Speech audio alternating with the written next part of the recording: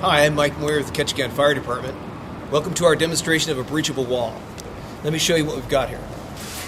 This is a breachable wall prop that was built with standard 2x4 studs, 16-inch on center. It's not an 8-foot wall, as you can see. It's basically a pony wall, 4 feet tall, but the basic principle is the same. We've got bracing on the sides here, which make it extremely rigid. The whole wall comes in and out of these braces to be replaced with new sheetrock as needed. Sheetrock can be scored on the back side so that the whole piece of sheetrock doesn't come off when an individual breaches one section. Hi, my name is Terry Roberts, training officer for the Ketchikan Fire Department. Today we're on B shift and we're going to be doing some training on breaching a wall.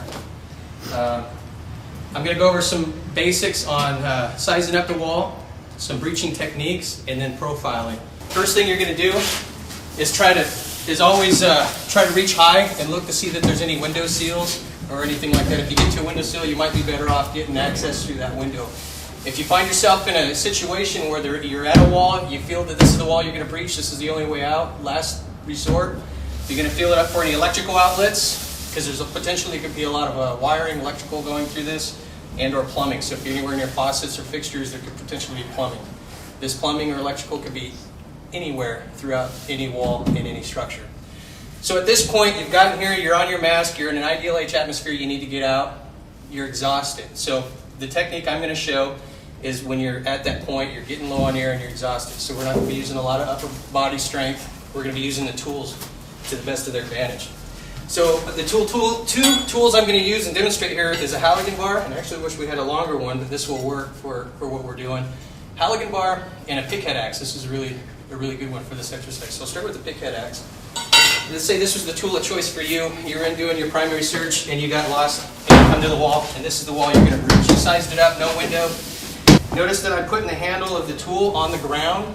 I don't want to be up off the ground, and I'll tell you why here in a little bit. So I'm going to go along and I'm going to use the pickhead axe to size up the wall. And I'm going to keep hitting. Let's say this is a stud right here. I'm going to tap, tap, tap. I want to find where the stud is. So I'm not going to do it here for demonstration purposes. We'll see it in the video as B shift gets a chance to breach this wall. But keep going through, and you're going to be perforating and making holes until you feel that stud. When you feel that stud, let's say right here, I can see it because obviously this isn't painted or finished. I can see the nail holes. I poke a hole. Once I poke my hole, the hole is at the same height as my tool. I can then take the handle of the tool, wedge it into the hole, and then drop the tool down. And I'm at about approximately the height of the tool. So I'm using the tool to do all the work. Very minimal energy at this point. Grab the tool and use pretty much my weight. I'm exhausted. Lean forward, pull it down, and we'll see this be a great demonstration when you guys do it. They should do a nice scissor cut down the wall. At that point, you've made some perforations. You can just pull this open and open it like a door. You're exhausted. Use your body. Use your feet to kick through the other side. Size it up first. See what's there. Look for any wires or any obstacles. You can even use your pack. Push your pack through and breach the wall the other side. The Halligan tool. The Halligan tool has the claw, the shaft, the adze, and this is a pike. So same thing, use the pike of the tool, run along the wall, making your perforations till you hit the stud. Go alongside the stud, make the hole big enough for the fork to go into, and then same principle, slide it all the way down so all you have exposed through the hole of the wall is the adze and then the pike. And you grab that, use the leverage of the tool and your upper body weight, slide it down and make a nice scissor cut, same thing, and breach through. Before we go through the wall, we're going to loosen all of our straps, not undoing anything yet. And Seth Krasnow here is my assistant. And we're going to simulate that I'm wearing my mask. So Seth will hold this as if I'm wearing my mask. Now, before I release anything, the very first thing I'm going to do is always, every air pack is the same, no matter what brand, make, model it is. It's going to be your left hand. So I'm going to reach my thumb under here with my left hand and squeeze. Throughout the entire evolution, or whatever I do from this point on, I'm not going to let go of my left hand until I get this pack back on my shoulders and tighten it back up. So now I can get out of my pack, loosen the strap. Now to demonstrate here, as long as this is in my left hand, do you see how I have control of the regulator now? As long as this arm doesn't get too far away from my face, I have control of the regulator. So it's always the left hand. Now, I never ever want to let go of it, because as I'm manipulating this pack, moving around, or I'm distracted with other tools, picking things up, moving around, moving debris out of the way, at any time, I've let go of this and then grabbed it again. Now when I go to put it back on, I'm disoriented. And the pack now is not in the position it was where I left off. So just always remember that left hand, when you grab it like this, I take it off. As long as I don't let go of that left hand, no matter what I do with this pack, when I go back over my shoulder, my orientation will be the same. So that's one way, taking the pack off. So I have control, I'm still breathing through it. I can fit the pack through first, I can go through first. I'm going to use my tools, sound the other side, make sure it's safe before I go through the other side. Profiling, reducing your profile so you can fit through the studs. You can see this profile here when I lean forward, you can see the pack, my bottle on my shoulders. I have a profile from the back of this bottle to my chest here. My head could get through, but I can't get through. So not releasing any straps, undoing any, I can loosen them all. Grab a hold of my left again, and I don't even have to take my arm out of here. I could just take this bottle, tuck it in under my shoulder, and you see now that profile is reduced. And then I should be able to put this bottle through, and if this bottle in my head can fit through the opening, I should be able to go through with it. So that was a demo of sizing up the wall, using the tools. Not your upper body strength, but your upper body weight and the tools to get through the wall, and safely breaching through without losing control of your pack. Let's see these guys do it.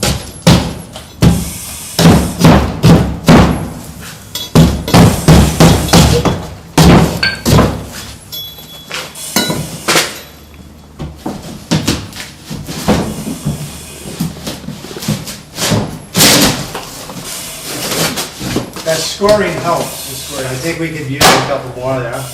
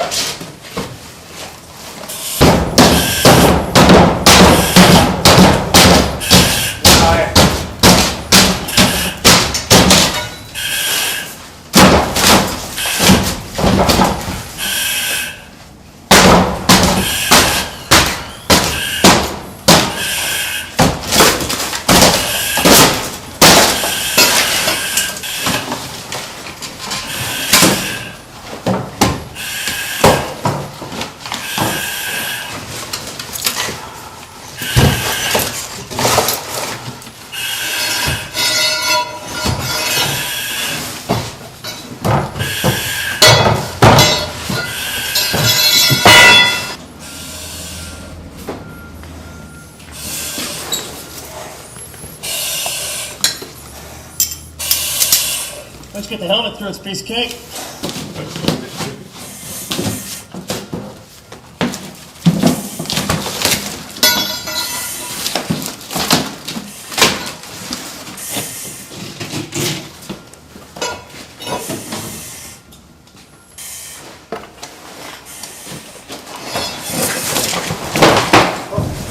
Sorry. I can turn on that thing when it comes up. Always remember, you could have wiring or plumbing in the walls. Wiring will be between 12 and 16 inches off the floor. Look for an outlet. Your wiring is going to be where the outlet is, obviously.